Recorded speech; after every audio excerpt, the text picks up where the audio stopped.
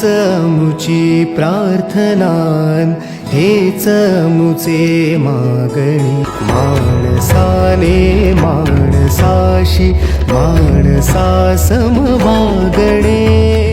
आज आपण जिजाऊच्या अंध व मतिमंद शाळेमध्ये आहोत. जेव्हा परमेश्वर एखाद्या व्यक्तीला काहीतरी कमी देत असतो त्यावेळेस त्यांना इतर गोष्टी खूप जास्त देत असतो.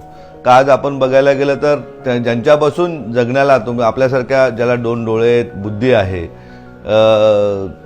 सर्व गोष्टी व्यवस्थित आहेत, त्या माणसाला जगण्याची प्रेरणा जर पाहिजे असेल तर या अंध अपंग स्कूलला जेव्हा आपण भेट देतो, जेव्हा त्या विद्यार्थ्यांशी बोलतो, विद्यार्थ्यांच्या कलागुणांना बघतो, त्यावेळेस आपल्याला डबल प्रेरणा मिळते का आपल्याला तर सर्व काही असून आपण कुठे कमी पडतोय.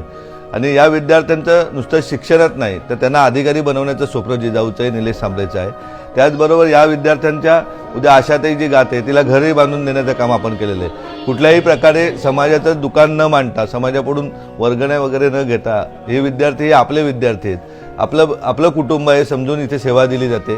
त्यांना शिक्षण दिलं जातं, त्यांच्या आरोग्याची तपासणी केली जाते, सर्वच बाबी त्यांच्या बघितल्या जातात. हे आपल्या आशाताई पोरं सर्व जी अंध व मतिमंद मुलांचे स्कूल आहे. प्रत्येक मुलामध्ये काही ना काय गोष्टी असते.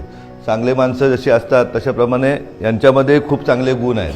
आज आपण बघायला गेलं तर गेल्या 10 वर्षापासून हे विद्यार्थी इथे शिक्षण घेत आहेत. अनेक विद्यार्थी चांगल्या प्रकारे 10वी 12वी नंतर नोकरीला लागले. एक मुलगी IDBIमध्ये लागली. अनेक पोरं पुढे पुढे चाललेले आहेत. हे आपली आशाताई वारांगडे या वेळपाडा इथे राहतात. वेळपाड्याला राहून त्यांनाही स्पर्धा परीक्षेचं शिक्षण घेत आहेत. पुढे भविष्यात अधिकारी बघायला मिळतील. संगीतमध्येही तिला आपल्याला पुढे घेऊन जायचं आहे. त्यासाठी आताच आम्ही आयोजन केलं का उद्या शहरामध्ये ठाणे, कल्याण या शहरामध्ये तिचा ऑर्केस्ट्रा ठेवून द्यायचा, जेणेकरून तिला पुढे कुठल्या मूव्हीमध्ये किंवा चांगल्या ठिकाणी जगातल्या ज्या चांगल्या गायिका असतात त्याच्यामध्ये ती गेली पाहिजे, असं आपलं जिजाऊचं स्वप्न आहे. अनेक आता वादक आहे, हाही पूर्ण अंध आहे. अंध असून तो खूप चांगल्या प्रकारे ढोलकी वाजवतो. हा पण थोडा अंध आहे तरीसुद्धा तो चांगल्या प्रकारे गायन करतो. असे विद्यार्थ्यांना पुढे घेऊन जायचे आहे. गायकवाड सर त्यांचं नेतृत्व करतातच, परंतु हे विद्यार्थी जगाच्या पाठीवर जाऊन आपल्यासारख्या जे डोळे आहेत, ज्यांना हात आहेत, ज्यांना बुद्धी आहे, त्यांनी चांगलं वागण्यासाठी यांच्याकडून प्रेरणा घेणे गरजेचे आहे. नाहीतर आपण पाहतोय का आजच्या परिस्थिती काय, मी आणि माझं कुटुंब एवढ्यावरतीच माणूस थांबलेला आहे. आणि किती भ्रष्टाचारातून पैसे किती जमा करू आणि किती नको असं माणसाला झालेलं आहे. आपण यांच्याकडे बघून जगलो पाहिजे का. हे कसे यांना बिचाऱ्यांना 2 वेळ खायची घरी परिस्थिती नसते. त्याला अशा परिस्थितीतून आणून यांना चांगलं शिक्षण देऊन चांगलं उच्च पदावर बसवण्याचं जिजाऊचं स्वप्न आहे. आणि नक्कीच खात्री आज आपल्या 4 विद्यार्थिनी अंध विद्यार्थिनी ह्या स्पर्धा परीक्षेचा अभ्यास करतात. एक विद्यार्थिनी MPSC इंटरव्ह्यूपर्यंत गेलेली आहे. आणि या 4ही विद्यार्थिनी ते जातीलच, परंतु याच्यातून अनेक विद्यार्थी पुढे भविष्यातले अधिकारी घडतील. अशा प्रकारे आपलं जिजाऊचं स्वप्न आहे. आणि यांना पाहून ज्यांना डोळे आहेत ते लोक समाजामध्ये चांगलं काम करतील, चांगल्या प्रकारे काम करून समाजाला दिशा देण्याचं काम करतील याची खात्री आहे. मला डेप्युटी कलेक्टर व्हायचं आहे आणि लोकांची सेवा करायची आहे.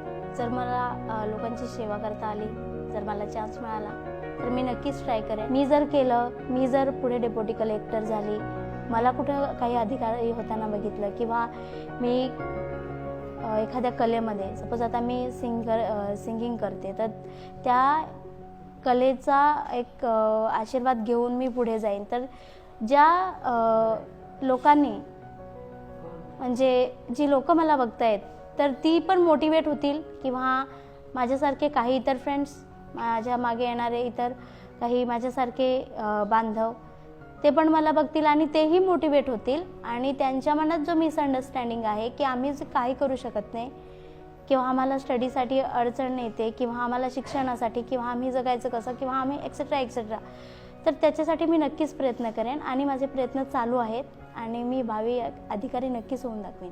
Thank you so much. ह्या मुलांना शिकवताना म्हणजे नॉर्मल मुलांना शिकवताना कसं तुम्ही फक्त सांगितलं किंवा दाखवलं की पटकन ते शिकू शकतात, परंतु ह्या मुलांना दृष्टी नसल्यामुळे, दृष्टीबाधित असल्यामुळे ते अनुकरण करू शकत नाहीत. त्यामुळे आपण स्वतः त्यांना हाताने दाखवलं पाहिजे आणि आवाजाच्या दिशेने त्यांना शिकवणं गरजेचं आहे. ह्या गोष्टी इथे चॅलेंजेस येतात ह्या मुलांना, परंतु ही मुलं शिकू शकतात नॉर्मल मुलांप्रमाणेच.